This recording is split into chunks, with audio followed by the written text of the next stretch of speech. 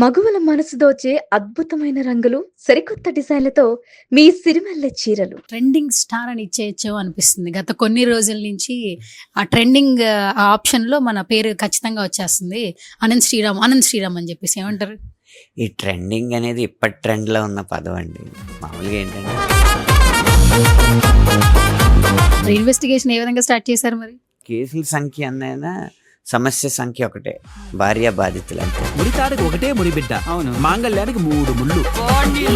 పెళ్లి గురించి మీరు చెప్పే వర్డ్స్ ఏంటి? కాకపోతే బాగా డిప్రెషన్ లో ఉన్నట్టున్నారు. మ్యాటర్ ఏంటి?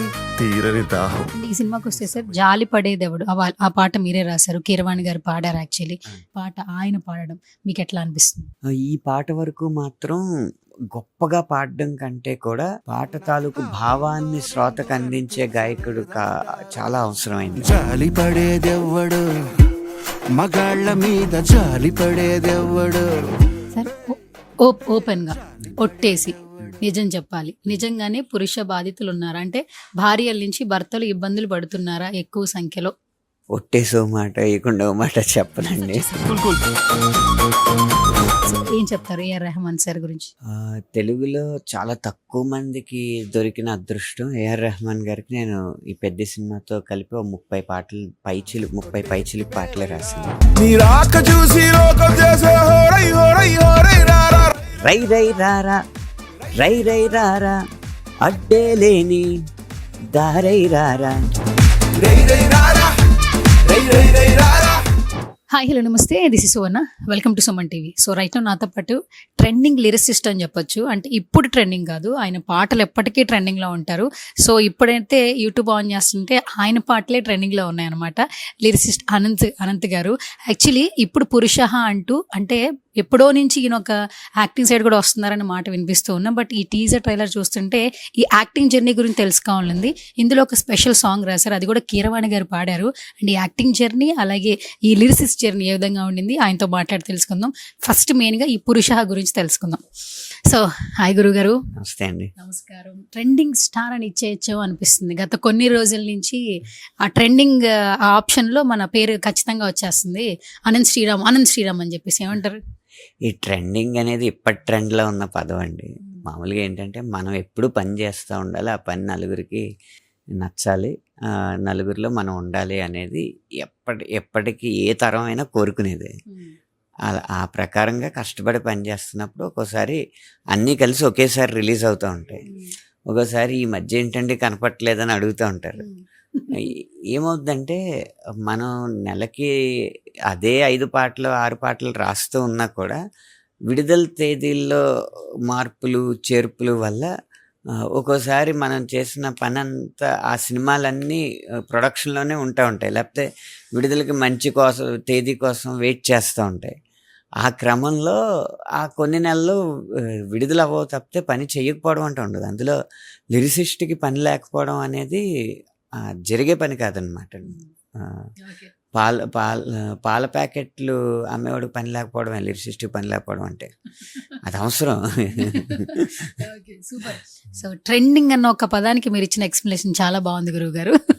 అండ్ కమింగ్ టు పురుష, టైటిల్ చాలా బాగుంది. చాలా రోజులు అయిపోయింది తెలుగు టైటిల్. ఈ హా షా లా ఇవన్నీ వచ్చినప్పుడు ఏంటంటే మనకి తెలుగు పదాలు కనెక్టివిటీ అవుతూ ఉంటాయి. అండ్ తెలుగు పదాలని రిప్రజెంట్ చేస్తూ ఎప్పటికీ కూడా ఆ తెలుగు మిస్ అవ్వకుండా పాటలు అందిస్తున్న లిరిసిస్ట్ ఎవరైనా ఉన్నారంటే మాత్రం ఖచ్చితంగా అనంత్ శ్రీరామ్ అంటుంటాము. మీ పాటలో ఆ తెలుగు పదం కనిపిస్తూ ఉంటుంది. ప్యూర్ అందరం పాడుకునే విధంగా దగ్గరగా ఉంటాయి మీ లిరిక్స్ కూడా, రైటింగ్స్ కూడా. అండ్ ఇప్పుడు పురుష అంటూ అడ్వకేట్ కోట్ ఏమైనా వేసుకొస్తారేమో అనుకున్నా. అంటే మరొక ఫార్మల్లో వచ్చేసారు, లాయర్ క్యారెక్టర్ చేస్తున్నారు. తెర మీద పాత్ర బాగుండాలంటే ఆ పాత్రలాగా బయట కనపడకూడదండి. మీకు నిదర్శనం రజనీకాంత్ గారు బయట ఎలా కనపడతారు, ఆయన ఎలా ఉంటారో, ఆయన వయసులో ఆయన ఎలా ఉంటారో అలాగే కనపడతారు. ఒక్కసారిగా తెర మీదకి వచ్చేటప్పటికి మొత్తం మారిపోద్ది కదా. అప్పుడు ఇంకా బాగుంటుంది తెర మీద అది. అందుకని అదే పాత్రలో ఇక్కడ కనిపించడం వల్ల ఆ పాత్రను కొద్దిగా తగ్గించినట్టే అనిపిస్తుంది. సరే సార్, ఏంటి సార్ ఈ అడ్వకేట్ క్యారెక్టర్ చేస్తున్నారు? ఏంటి మొత్తం ఈ పురుషులందరికీ నేనున్నాను అనే భరోసానా ఏంటి అసలు? ఈ ట్రైలర్ చూస్తుంటేనే మొత్తం అంతా పురుషులు హైలైట్ అయిపోతున్నారు, స్త్రీల బాధలు అంటే వాళ్ళు బాధితులు అయిపోతున్నారు వాళ్ళ వల్ల. ఏంటి అసలు? ఈ అడ్వకేట్ పాత్ర ఎలాంటిదంటే పిల్లికి చెలగాటం ఎలక్కే ప్రాణ సంకటం అంటారు కదా. ఇక లాయర్ పిల్లిని వాళ్ళ క్లయింట్లు ఎలకలు అనమాట. ఆడిది ఎంత బాధ అయినా ఆడి ప్రాసెస్ ప్రకారం వాడు చేసుకుంటూ వెళ్తాడు అంతే. మొత్తం చాలా కేసులు ఉన్నట్టున్నాయి, అసలు ఒక్కొక్కళ్ళది ఒక్కొక్క సమస్యలా కనపడతా ఉంది. మరి ఇన్వెస్టిగేషన్ ఏ విధంగా స్టార్ట్ చేశారు మరి? కేసుల సంఖ్య అన్నైనా సమస్య సంఖ్య ఒకటే, భార్య బాధితులు అంతే. సార్ నిజంగానే ఇప్పుడు ఈ 2026లో భార్య బాధితుల సంఖ్య పెరిగిందా? ఈ పురుష ఏమైనా అట్లా అదేమన్నా కొంచెం ఎంగేజ్ చేసేలాగా వస్తుందా ఈ కథ? ఏంటి అసలు? చాలా మంది అనుకుంటారు భార్యలు ఈ మధ్య తెగ బాధించేస్తున్నారని, ఇదివరకు భర్తలు తెగ బాధించేసి ఊరని ఇలా అనుకుంటారు. మామూలుగా జరిగేది ఏంటంటే మెతగ్గా ఉన్న వాళ్ళని కొంచెం కరోడా శాల్తీలు బాధిస్తూ ఉంటాయి. కరోడా శాల్తీలు అంటే ఏంటో తెలియ చెప్పరా సార్? అంటే కొంచెం కంచు సెన్సిబిలిటీస్ ఎక్కువ ఉన్న వాళ్ళు ఏంటంటే కొంచెం అరవడానికి దీనికి వెనకాడతారు, హర్ట్ చేయడానికి వెనకాడతారు. ఆ సెన్సిబిలిటీస్ లేని వాళ్ళు ఏంటంటే వాళ్ళ సంతోషం కోసం ఎదుటివారు ఎంత బాధపడినా అది ఆలోచించరు. అది ఒక్కొక్క జంటలో ఒక్కొక్కళ్ళు సెన్సిబుల్ ఉంటారు, ఒక్కొక్కళ్ళు సెన్సిబుల్ ఉండరు. విషయం ఏంటంటే ఇద్దరు సెన్సిబుల్ ఉన్న వాళ్ళు ఎప్పటికీ పెళ్లి చేసుకోరు. అదన్నమాట. ఈ భార్య బాధితులు అనే పదం వచ్చినప్పుడు మొత్తం పురుషులందరూ చాలా హ్యాపీ ఫీల్ అవుతుంటారు సార్. ఒక చోట చేరినప్పుడు ఒక్కొక్కరు బాధలు ఒక్కొక్కరు షేర్ చేసుకుంటారు. ఈ సినిమా చాలా మందికి పెళ్ళైన పురుషులకు కనెక్ట్ అవుతుంది అనిపిస్తుంది. And coming to you, actually me personal లైఫ్లో మీరెంత సేఫ్గా హ్యాపీగా ఉన్నారు? యాక్చువల్లీ నేను అన్నిటికీ అతీతం అండి. ఏంటి అతీతం అంటే ఏంటది? ప్రపంచంలో జనాల్ని బాధించే ఏ విషయాలు నన్ను బాధించవు. కాబట్టి ఇవన్నీ పెద్దగా మనకి ఇంకా చెప్పాలంటే ఇంకొంచెం పిల్లల నుంచి ఎలా తప్పించుకోవాలని చూస్తుంది. మేడం నుంచి ఫుల్ సపోర్ట్ అయితే ఏం ఎటువంటి ఉండదు, అలాంటివి ఉండవు. సరే సార్, మీరు లవ్ మ్యారేజా అరేంజ్డ్ మ్యారేజా? అరేంజ్డ్ మ్యారేజ్ అండి. అరేంజ్డ్ మ్యారేజ్ అంటే నేను కెరీర్ మా పేరెంట్స్కి అవకాశం ఇవ్వలేదు కాబట్టి పెళ్ళి వాళ్ళకి అవకాశం ఇచ్చాను. ఓకే, మరి ఇద్దరిలో ఎవరి మాట ఇదవుతుంది ఇంట్లో? అంటే మీ మాట మేడం వింటారా, మేడం మాట మీరు వింటారా? కొంచెం సెన్సిబుల్ ఆన్సర్ కాకుండా ట్రూ ఆన్సర్ చెప్పాలి. చాలా సెన్సిబుల్గా చెప్తాను, చెప్పండి. ట్రూగానే చెప్తాను. ఒకళ్ళ మాట ఒకళ్ళు వినినట్టు నటిస్తాం. మేడం చూస్తున్నారు కదా, ఓకే అయితే అన్నీ నటిస్తున్నారు అనమాట అయితే. అంతే. ఇప్పట్లో ఎవరు పెళ్లిళ్ళు చేసుకోవడం రెడీగా లేరు. ఏం చెప్తారు మా ఈ జనరేషన్స్ కి పెళ్లి గురించి మీరు చెప్పే వర్డ్స్ ఏంటి? ఎవరి అభిప్రాయం వాళ్ళదండి. కాకపోతే మిగిలిన దేశాల నుంచి మన దేశాన్ని ప్రత్యేకంగా ఉంచిన వ్యవస్థ వివాహ వ్యవస్థ. ఆ వివాహ వ్యవస్థ ఎందుకు ఇప్పుడు కుదుపుకి లోనవుతుంది అనేది ఆలోచిస్తే పక్క దేశాల నుంచి సాంకేతికతతో పాటు సంస్కృతిని కూడా మనం దిగుమతి చేసుకోవడం వల్ల కొంచెం కుదుపుకి లోనవుతుంది. అది ఆ మూలాలని కొంచెం పరిశీలిస్తే, మన మూలాల్లోకి వెళ్ళి మన వ్యవస్థను గౌరవిస్తే బాగుంటుందని నా అభిప్రాయం. అండ్ ఈ సినిమాకి వస్తే సార్, జాలి పడేదేవుడు ఆ పాట మీరే రాశారు, కీరవాణి గారు పాడారు యాక్చువల్లీ. సో అంటే బేసికల్గా మీకు కీరవాణి గారు అంటే చాలా ఇష్టం. ప్రతి ఒక్కరికి కూడా ఆయనతో ఒక కొలాబరేషన్ ఉండాలనిపిస్తూ ఉంటుంది. మ్యూజికల్ జర్నీ కావచ్చు, 24 క్రాఫ్ట్స్లో ఏ క్రాఫ్ట్స్లో ఉన్న టెక్నీషియన్ అయినా వర్కింగ్ విత్ కీరవాణి గారు నెక్స్ట్ లెవెల్ హై మూమెంట్ అని చెప్తారు. సో ఈ కొలాబరేషన్ కావచ్చు, మీ పాట ఆయన పాడడం మీకు ఎట్లా అనిపిస్తుంది? ఈ పాట వరకు మాత్రం గొప్పగా పాడడం కంటే కూడా పాట తాలూకు భావాన్ని శ్రోతకు అందించే గాయకుడు చాలా అవసరమైందండి. అందుకు వీరు గారు ఆలోచించి కీరవాణి గారి చేత పాడించారు. నిజంగా ఎవరో ఒక ఉత్తర భారతదేశం నుంచి గొంతు బాగుందని చెప్పో, లేకపోతే కేరళ నుంచో తమిళనాడు నుంచో మంచి బాగా పాడతారని చెప్పి ఈ పాటకు తీసుకుని ఉండుంటే ఇంత న్యాయం జరిగేది కాదని నా అభిప్రాయం. సార్, లిరిసిస్ట్గా మీ జర్నీ మా అందరికీ తెలుసు, బట్ యాక్టింగ్ సైడ్ వస్తున్నారు. ఈ ఆప్షన్ అంటే టీం నుంచి వస్తుందా, లేదా మీలో ఉన్న ఎనర్జీని మ్యాచ్ చేస్తూ మీరు చేయొచ్చు కదా అనంత్ గారు, బాగుంటుందని అలా ఆపర్చునిటీస్ వస్తున్నాయా? అటు స్మాల్ స్క్రీన్ స్టేజ్ ఈవెంట్స్లో కనిపిస్తూ ఉన్నారు, షోస్లో కనిపిస్తూ ఉన్నారు, అండ్ ఇప్పుడు సినిమాల్లో కనిపిస్తూ ఉన్నారు. ఏంటి నెక్స్ట్ మేము అనంత్ శ్రీరామ్ గారిని ఎట్లా చూడబోతున్నాం అసలు? నెక్స్ట్ ఇంకా ఫైట్స్ ఒకటే మిగిలినాయండి. అది కూడా చేస్తారా?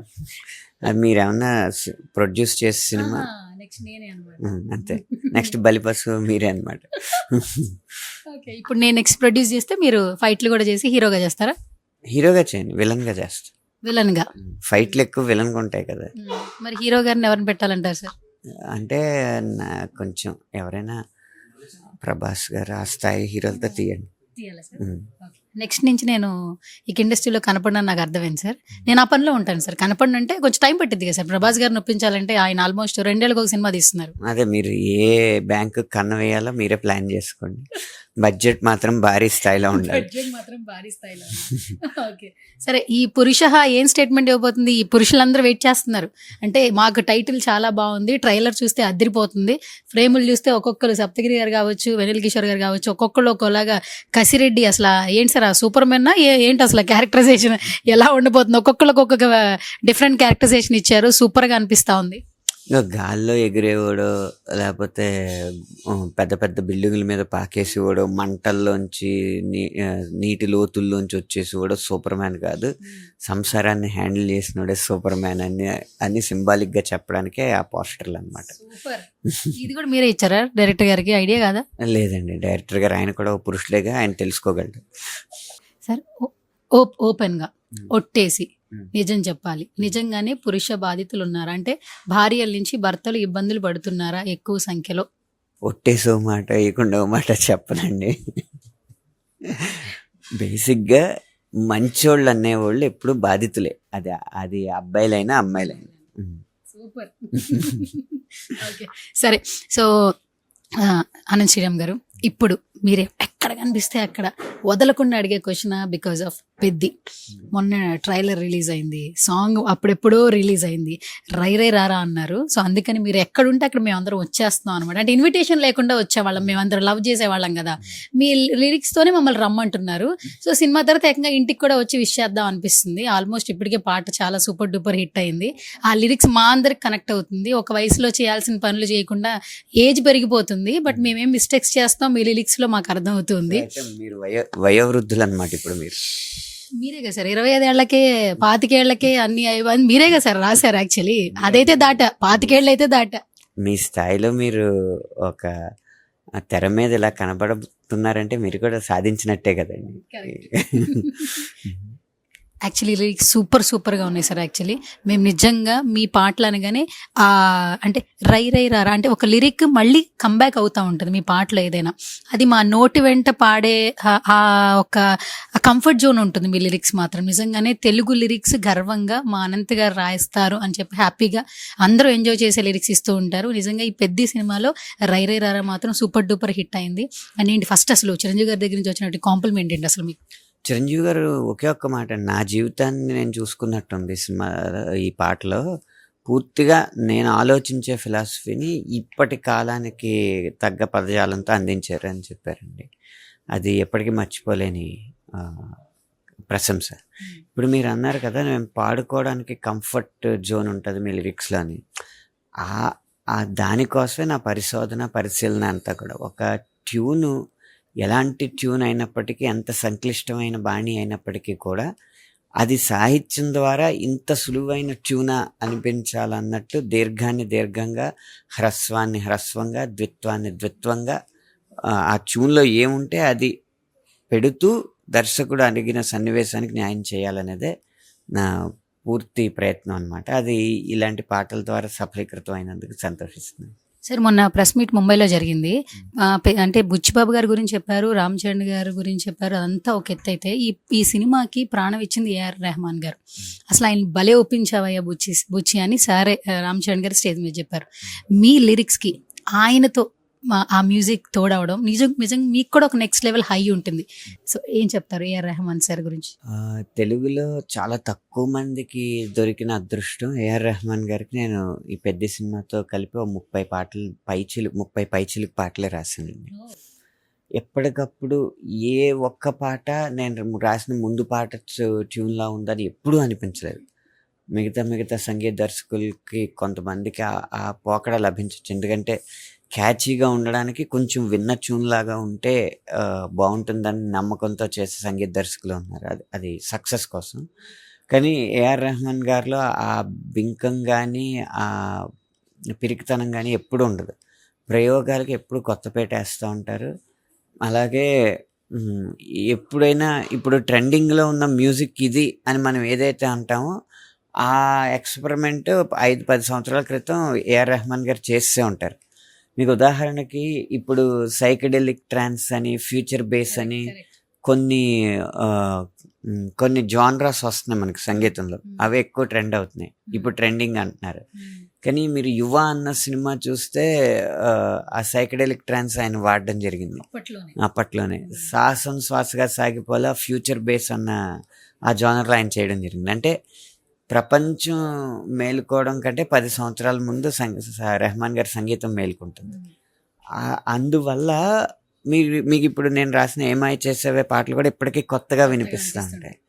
సో అలాంటి బాణీలకు రాయడం అనేది అదృష్టం. అది వచ్చినప్పుడు ఖచ్చితంగా సవాల్గా తీసుకుని అది ఎంత సంక్లిష్టంగా ఉన్నా కూడా ఆ పాటని శ్రోతలకి చేరవేయాలి లిరిక్ ద్వారా అని సవాల్గా తీసుకుని రాయడంలో ఒక ఆనందం ఉంటుంది.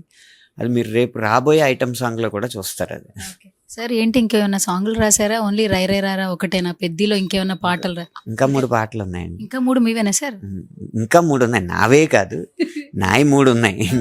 ఇంకా ఉన్నాయి. సార్ ఈ ఐటమ్ సాంగ్ రాసింది ఎవరు సార్? నేనే అండి. ఐటమ్ సాంగ్ నేను రాశాను. మన బుచ్చిబాబు గారు కూడా ఒక 5-6 లైన్స్ లిరిక్స్ చెప్పారు కదా, నేను రాసిన లిరిక్స్. ఆల్మోస్ట్ అసలు థియేటర్లో ఎవరు కూర్చోరు, ఐటమ్ సాంగ్ కి లాస్ట్ ఒక స్టెప్ మొత్తం ఆ స్టెప్పులతోనే ఇది అవుతుంది అంటున్నారు. నిజంగా మేము సీట్లో కూర్చుంటామా June 4th? అసలు అది మీకే వదిలేస్తున్నానండి. మీరు కూర్చుంటారా నుంచుంటారా మీ ఇష్టం.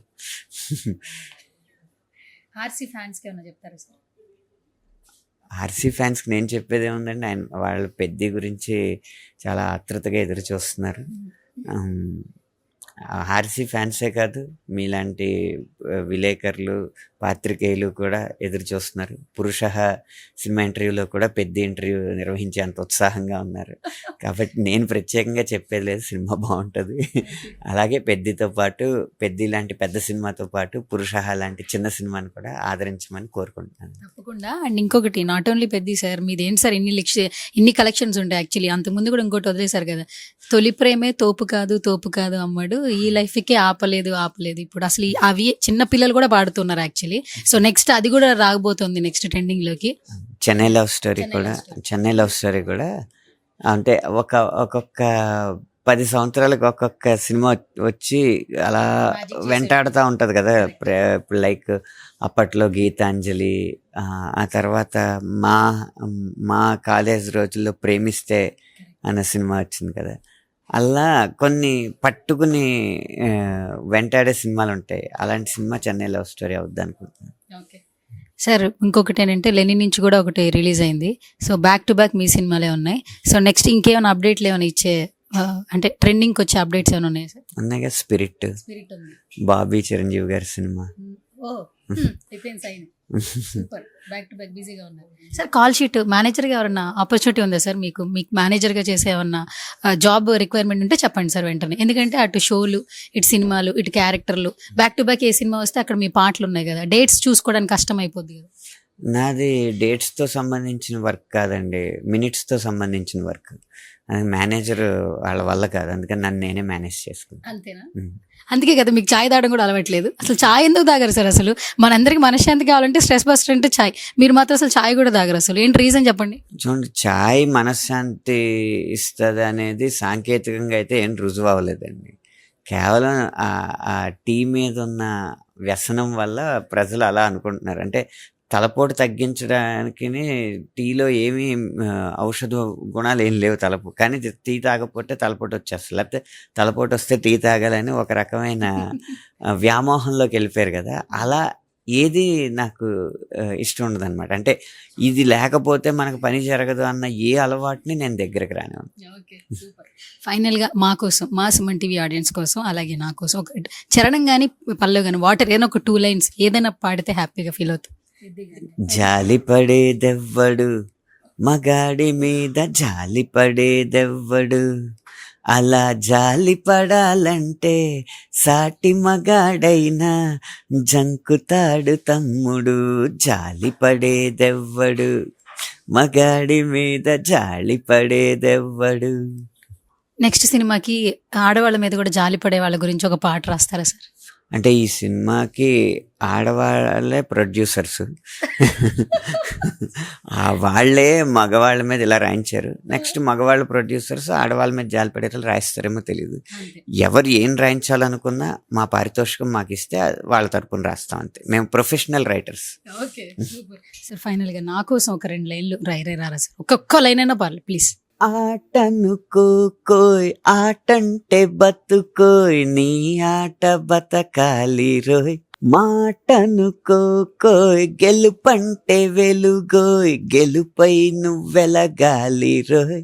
మండే గుండె నీలో లేదంటే కాలు చెయ్యి ఉన్నా లేనట్టే, నీకు నెగ్గే నైజం అర్థం కానట్టే. రై రై రారా రై రై రారా, అడ్డే లేని దారై రారా, రై రై రారా రై రై రై రారా, హద్దే లేని తీరై రారా. Thank you sir, thank you so much, thank you so much ఓపిక్గా ఇంత టైం స్పెండ్ చేసినందుకు. And all the very best sir. ఖచ్చితంగా ఈగర్గా వెయిట్ చేస్తాం మేము. నాట్ ఓన్లీ లిరిసిస్ట్గా, మీరు ఎక్కడ ఏ ప్లాట్ఫామ్లో కనిపించినా కూడా మమ్మల్ని ఎంటర్టైన్ చేయడానికి, ఎంగేజ్ చేయడానికి ప్రయత్నిస్తుంటారు కాబట్టి all the very best. Thank you. Thanks so much.